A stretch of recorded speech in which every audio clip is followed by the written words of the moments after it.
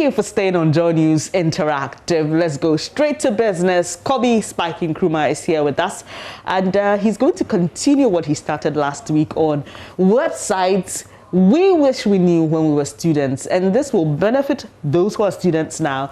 But Spikey, before we go into that, closely linked to that, education, we've been talking earlier about leaked examination questions, and many people have suggested solutions. But how do we employ technology to deal with the problem?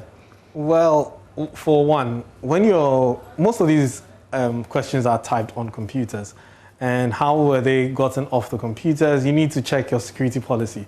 Honestly, the whole security policy in the agency where they work needs to be revised, because that's what can let people copy, get stuff off, and then send it out.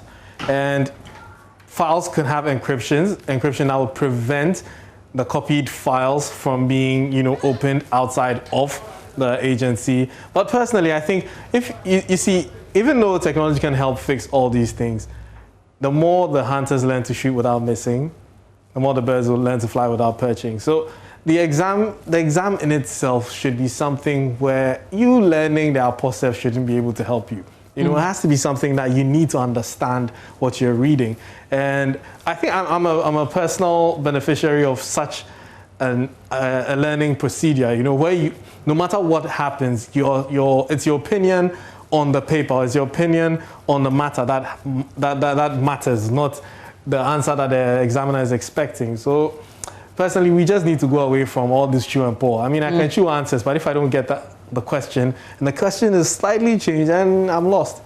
So personally, I think that's what we need to move away from, the chew and pour, the questions that demand definite answers. You need questions that demand knowledgeable answers that the person needs to understand and apply. Exactly. Okie dokie. So let's move straight to business and talk about websites I wish I knew while I was a student.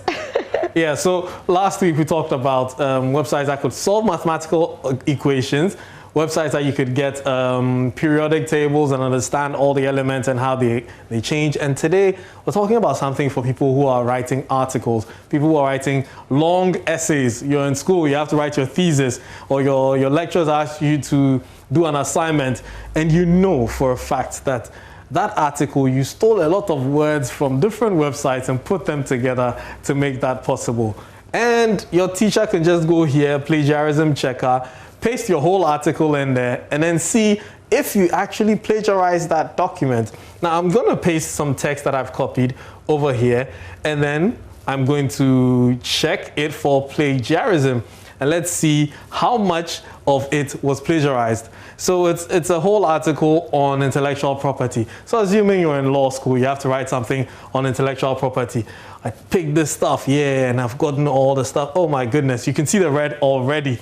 That is telling you how much of the content is plagiarized. When it's done on the right side, it will tell you the percentage. Oh yeah, and there you have it. 94% of that content was plagiarized. Only 4%, only 6% was unique. That means that probably my name and my index number were the only thing that were unique in this article. So we'll just go back and then we'll use another tool that can fix this. So you have the article rewriter. Now the article rewriter, as the name suggests, will rewrite that article using different words so that the plagiarism checker will not catch it.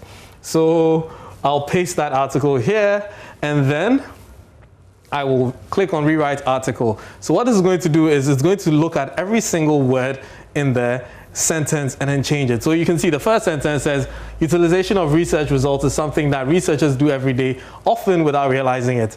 Now, the change over here says utilization of studies outcomes, which is different from research results, is something that researchers do each day instead of every day, regularly without realizing it.